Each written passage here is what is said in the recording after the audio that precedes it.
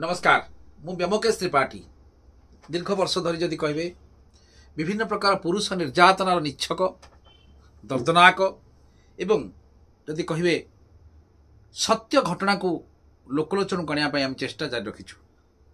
ये घटना जो आम भिडियो तैयारी कर जो उद्देश्य हूँ कौन प्रकार क्या पब्लिसिटी करवा क्या अपमान दबा युवा आम उद्देश्य नुहे। भिडियो आम प्रस्तुत कर उद्देश्य हूँ जे कोठी ना कोठी अनेक सोशल वर्कर जो मैंने अच्छा से कहते एवं मीडिया कहूची एवं पुलिस मध्य कहूची पुरुष निर्यातना होना कहीं आप जदि विभिन्न प्रकार रिपोर्ट देखिए ताहले कोठी ना कोठी फील करेंगे जे पुरुष निर्यातना हैला भली जना पड़ुनी कहीं ना पुरुष मानकर एफआईआर थाना रजिस्ट्रेशन करा जाउ नाही। एवं सबुठार इंपोर्टेंट जिनस होची वुमेन एंड वेलफेयर डिपार्टमेंट जोटा हमर family and welfare department government of India तादर जो सर्भे रिपोर्टा तैयारी करा जाउची डोमेस्टिक वायलेंस रे केते पुरुष माने शिकार होचंती तार कोनसी डाटा तादरे रखा जाउ नाही। जदि रखा जानता बोध हुए भारतर एक छवि जोटा पुरुष निर्यातना जो निच्छक सत्य घटनार जो छविटा लोकलोचन को पलि आसंता किंतु वास्तव में आज पर्यंत ताहा करा जाउ नाही। कोठी ना कोठी सबु जिनस जानी सारा ये पुरुष समाज आज कोठी ना कोठी प्रत्येक जिनस को मथापाती सही चली एवं समाज रे निंदित एवं निष्पेषित एवं लांछित होची एक निच्छक सत्य घटना निच्छक सत्य कहानी को नहीं आमे आज उपस्थित होची मु हेली व्योमकेश त्रिपाठी। घटनाटी ये घटनाटा हूँ केन्द्रापड़ा जिलार केन्द्रापड़ा जिले में जड़े व्यक्ति जहाँ जी कि तांकर माउसी पुअर शाली अर्थात जो गोटे परिवार भितर जनकर शाली एमती चले ओडिशार सब जगह चले शाली संगे सहित जो मानकर भल रिलेशनशिप डेभलप हुए एवं सी भी अविवाहित एवं उभय भितर गोटे प्रेम संपर्क गढ़ी उठिला आज कि ठीक 12 वर्ष पूर्व 12 वर्ष माने गोटे जुग पूर्व झीटी को उक्त युवक सीटी बीडी इवन की बैंकिंग कोचिंग पढ़ाई कर एवं पर मुहूर्त देखागला किछि दिन पर झीटी सुना मुदी नवा सुना चेन नवा एवं तीन टा फोन नहीं।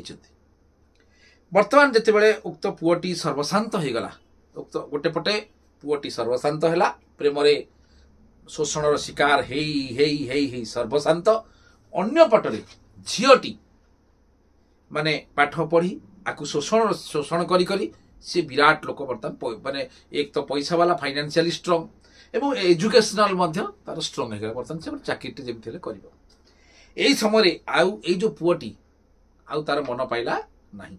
आज यही व्यक्ति आम पाखे उपस्थित अच्छा जहाँ आमे सत्य घटना को निजे शुणा एवं आमे बर्तमान आमे कौन प्रकार भाव में ये व्यक्ति ना गाँ ठिकाना को आपण आगे देखू ना एवं तांकर जदि कहे जो परिचय जोटा ठिकाना परिचय समस्त जिनस को आम लुचेक रखू समय आसिले देखू एवं तार सल्यूशन कि भाव में करें ये भिडियो जो प्रस्तुत कर लास्ट रे कहबू। बर्तमान आम उक्त युवक आम पाखे बसी आप देखा आम बसी आम बर्तमान मुहर टर्किशटा पकेबा ये जो टर्किश पकेले सी आटलिस्ट एवं तो माने जहाँ तो माने परिवार बर्बाद होती निजे मानसिक भाव में भांगी पड़ी आम लुचेक कथाटा शुणा कैमेराटा से देखा बर्तमान आम ए देख पार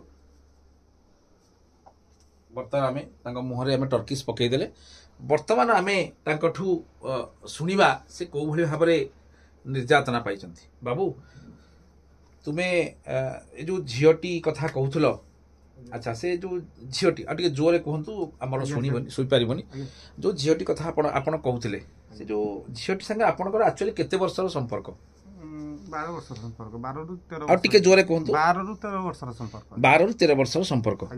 अच्छा से जो झीटी आपन जो 12-13 वर्ष ता संगे संपर्क थिला से आगुरु केमती थिला वर्तमान केमती अछि ଆଗରୁ ବହୁତ ଭଲ ଥିଲା। ମୁଁ ସେମିତି ବହୁତ ସମୟ କଥା ହୁଏ, ଆମ ଘର ପରିବାର ସହିତ କଥା ହୁଏ, ବନ୍ଧୁବାନ୍ଧବ ସମସ୍ତେ ଜାଣିଥିଲେ ସବୁକିଛି। ସମସ୍ତେ ସବୁବେଳେ କହିବ ମୁଁ ବାହା ହେବା, ତା ବାପା ବାବୁ ବି ମୋ ସହିତ କଥା ହୁଅନ୍ତି। ସେମାନେ ବି ତ କୁହନ୍ତି ଯେ ହଉ ଠିକ୍ ଅଛି, ତାର ପାଠ ପଢ଼ାପଢ଼ି ସରୁ, ତମ ଘରେ ରାଜି ହେବେ କି ନ ହେବେ, କାହିଁକିନା ତମେ ଗୋଟେ ବିଟେକ୍ ଡିଗ୍ରୀ ପିଲା। ଆଉ ଆପଣ ବିଟେକ୍ କରିଛନ୍ତି? ଆଜ୍ଞା, ଆପଣ ବିଟେକ୍ କରିଛନ୍ତି? ଡିପ୍ଲୋମା ପରେ ବିଟେକ୍ କରୁଥିଲି, ଛାଡ଼ିଦେଲି। ବାସ୍, ଆପଣଙ୍କର ସୋର୍ସ ଅଫ୍ ଇନକମ୍ କ'ଣ ଥିଲା? ମୋର ଏଇ ଘରେ ଇଏ ବାପା ଯାହା ଚାଷବାସ ଚାକିରି କରିଥିଲେ, ଗୋଟେ ଡିଷ୍ଟ୍ରିକ୍ଟ ଚାକିରି କରିଥିଲେ, ସେଠୁ ଇଏ କରିକି।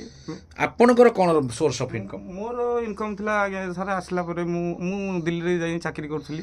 ତାରି ପାଇଁ ଘରରେ ବି କିଛି ରିଚୁଆଲ୍ସ ହେଲା, ମୁଁ ଆସିଲି ଏଠି ଜନସେବା କେନ୍ଦ୍ରଟି କଲି। ଜନସେବା କେନ୍ଦ୍ର ଗୋଟେ ଆପଣ ତାମାନେ ଦିଲ୍ଲୀରେ ଆଗ ଚାକିରି କରୁଥିଲେ? ଦିଲ୍ଲୀରୁ ଚାକିରି, ଯଦି ସର୍ଟକଟ୍ରେ ଆମେ କହିବା, ଲୋକଙ୍କ ପାଖେ ଏତେ ସମୟ ନାହିଁ ଯେ ଆପଣଙ୍କ କଥାକୁ ଧୈର୍ଯ୍ୟ ଧରି ଶୁଣିବେ, ଲୋକମାନେ ସର୍ଟକଟ୍ରେ ବର୍ତ୍ତମାନ ଶୁଣିବାକୁ ଚାହୁଁଛନ୍ତି। ତେଣୁ ବର୍ତ୍ତମାନ ଆପଣଙ୍କର ସୋର୍ସ ହେଉଛି ଗୋଟେ ଜନସେବା କେନ୍ଦ୍ର କରିଥିଲେ। ସେ ଝିଅ ଆପଣଙ୍କୁ ସବୁ କ'ଣ ସବୁ ନେଇଛି ବୋଲି କହୁଥିଲେ ଆପଣ? ସିଏ ଫାଷ୍ଟ କଥା ହେଲା ତ ମୁଁ ତା ପାଇଁ ବହୁତ ଜାଗା ପାଠ ପଢ଼ିବାକୁ କହିବ ସିଟି କରିବି। ମୁଁ କହିଲି ଠିକ୍ ଅଛି ତୁ କର। ସିଟି ପରେ ସେଠୁ କହିଲା ବିଇଡି କରିବି। ମୁଁ କହିଲି ହଉ ଠିକ୍ ଅଛି କର। ତାପରେ ତାକୁ ଯୋଉଠିକି ଯେତେବେଳେ ପରୀକ୍ଷା ଦେବାକୁ ହବ ତାକୁ ମୁଁ ନେଇକି ଯିବି, ଗାଡ଼ି କରିକି କାର୍ କରିକି ନେଇକି ଯିବି।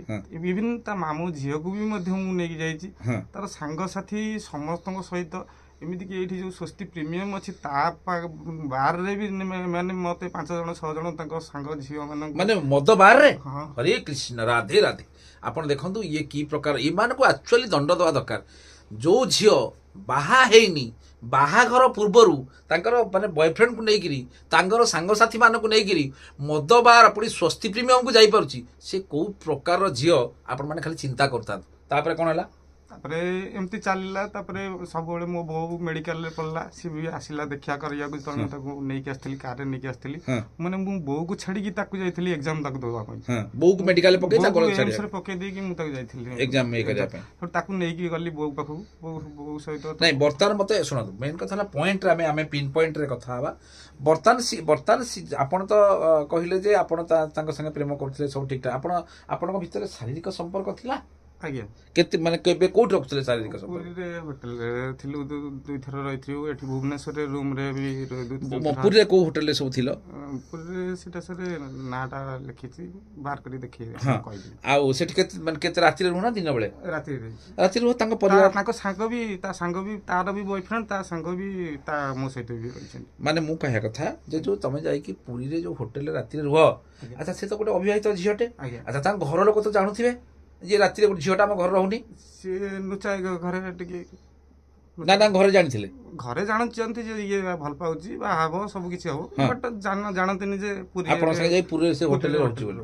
ଆଚ୍ଛା, ପୁରୀରେ କେତେ ଥର ଖଣ୍ଡେ ଯାଇକି ହୋଟେଲରେ ଏମିତି ସବୁ ଅଛନ୍ତି? 3 ଥର ଖଣ୍ଡେ, 3 ଥର ଖଣ୍ଡେ ଯାଇକି। ଭୁବନେଶ୍ୱରରେ ଏମିତି ବି ରୁମରେ, ମୋ ରୁମ। ଭୁବନେଶ୍ୱରରେ କୋଉଠି ରୁମ ନେଇଥିଲ? ପଳାଶୁଣୀ। ତମେ ନେଇଥିଲ ଗୋଟେ ରୁମଟେ? ହଁ, ମୋ ସାଙ୍ଗମାନେ ରହୁଥିଲୁ, ଆମେ ବି ସେଠି ରହୁଥିଲୁ। ସେ ରୁମକୁ ବି ଆସିଛି। ସେ କେତେ ଥର ସେଠିକି ଆସେ? ସେଠିକି ବି 4-5 ଥର ଆସେ। ସେଠିକି ଆସି ମଧ୍ୟ ଆପଣଙ୍କ ଭିତରେ ଗୋଟେ ଦୈହିକ ସମ୍ପର୍କ ରହେ। ତ ତାପରେ ବର୍ତ୍ତମାନ ସେ କାହିଁକି ତମକୁ ରିଜେକ୍ସନ କରିବାର କାରଣ କ'ଣ? କାହା ପାଇଁ ମନା କରୁଛି ତାକୁ ମ୍ୟାରେଜ କରିପାରିବନି? କ'ଣ ହେଲା, ତା ବାପା ବୋଉ କ'ଣ ତାକୁ କହିଲେ କି କ'ଣ କଲେ ମୁଁ କହିପାରିବିନି। ସେ ସବୁବେଳେ କହିଲା ଯେ ହଉ ଠିକ୍ ଅଛି, ଏକ୍ଜାମ ସରିଯାଉ, ସେ ଇଏଟା ସରିଯାଉ, ସେ ଇଏ ହେଇଯାଉ, ଏମିତି ଗୋଟେ ପରେ ଗୋଟେ ବାହାନା କରି ଚାଲିଲା। ଆଉ କ'ଣ ଅଛି? ଆପଣ ଜାଣିଛନ୍ତି ଗୋଟେ ମ୍ୟାରେଜ ରେଜିଷ୍ଟ୍ରେସନ ହଉଛି, ମ୍ୟାରେଜ ରେଜିଷ୍ଟ୍ରେସନ କଲେନି?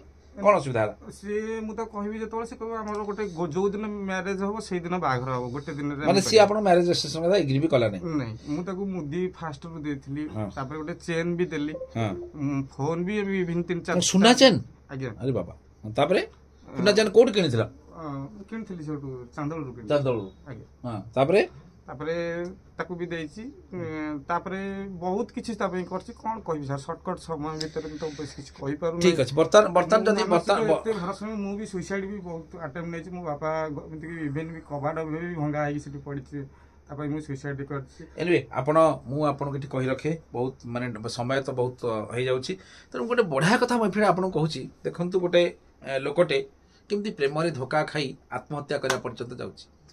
ମୁଁ ଆପଣଙ୍କୁ କହି ରଖେ, ଯେତେବେଳେ 69 ଆମର ଯେତେବେଳେ ଆସିଲା ଭାରତୀୟ ଦଣ୍ଡବିଧି ମାନେ ସଂହିତା ଯେତେବେଳେ ପରିବର୍ତ୍ତନ ହେଲା, ସେତେବେଳେ ଆମର କୋଉଠି ନା କୋଉଠି ଗଭର୍ଣ୍ଣମେଣ୍ଟ ଉପରେ ଗୋଟେ ବହୁତ ବଡ଼ ଭରସା ଥିଲା ଯେ ନିଶ୍ଚିତ ଭାବରେ ଜେଣ୍ଡର ନ୍ୟୁଟ୍ରାଲ ଲଟା ରହିବ। ପୁଅମାନେ ଯଦି କିଛି ଭୁଲ କରିବେ, ପୁଅମାନଙ୍କ ପାଇଁ ଯେମିତି ଦଣ୍ଡର ବ୍ୟବସ୍ଥା ଅଛି, ଝିଅମାନେ ଯେତେବେଳେ ଭୁଲ କରିବେ ସେମାନଙ୍କ ମଧ୍ୟ ଦଣ୍ଡର ବ୍ୟବସ୍ଥା अच्छी बोली किंतु वास्तव में जिते 23 मसीहा हो कि 24 मसीहा जो इम्प्लीमेंटेशन है लर इम्प्लीमेंटेशन है से आम देखिलु जे कि पुआ मान आज कौन प्रकार व्यवस्था जेंडर न्यूट्रल ल यहाँ नुहे देखु जो मैंने कहते बाबा टिके जो मैंने कहते जे केवल पुओ मैंने धोखा दियंती झील मैंने धोखा दियंती ना ये यहाँ हूँ गोटे ज्वलंत उदाहरण जदि कहे यहाँ गोटे ज्वलंत उदाहरण तांको मुझे कही रखे जो पुरुष मैंने बर्तमान प्रेम प्रेम करने कौन प्रकार अफेन्स नुहे आपण मैंने प्रेम करूँ किसी प्रोब्लेम ना किंतु गोटे जिन मुझे आप कही रखे प्रेम जो मैंने धोखा खाते आप जानवे केमती जो मनी एक्सट्रक्शन कथा आसो जो झीटी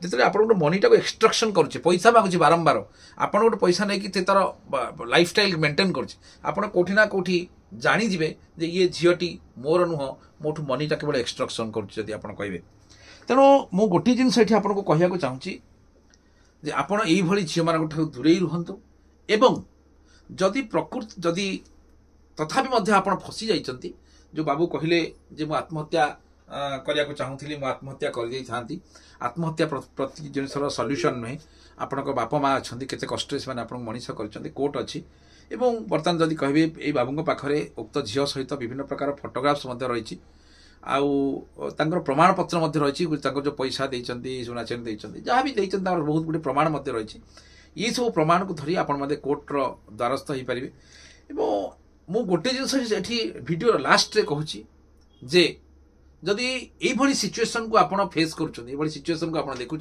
हारास हबार कौन प्रकार कारण ना आपण जड़े भल एडवोकेट संगे जोगाजोग करूँ जड़े भल हृदयवान एडवोकेट मुझे बारंबार कहूँ हृदयवान एडवोकेट संगे जोगाजोग करूँ और निश्चित भाव एक माने केस टी उक्त महिला ना फाइल करूँ एटलिस्ट यही भाव में आप बारंबार बारंबार बारंबार कर चलिए माने विभिन्न प्रकार लोक कर चलिए कौटी ना कौटी जदि देखिए जदि यही जगार गोटे महिलाटे माने ब्लैकमेलिंग कर मनी एक्सट्रक्शन कर कौन पुलिस ऑफिसर क्या गोटे गिरफ करे तार निश्चित भाव में ये जो ट्रेंडटा दिन आसो बंद हो तेणु एवं जो महिला मैंने भिडियो गुटी देखुं से अनुरोध कर हाथ धरी कहार जीवन सहित ये खेलतु ना केते बेले को पिला इमोशन सहित कहार खेलतु ना आपण मैंने पैसा रोजगार करूँ कहतु जे आमे आपण संगे शोबू आमे केवल पैसा नबू मिछरे जो बाहा हबार जो प्रतिश्रुति प्रतारणा करवा अनुचित बोली मोर पुणी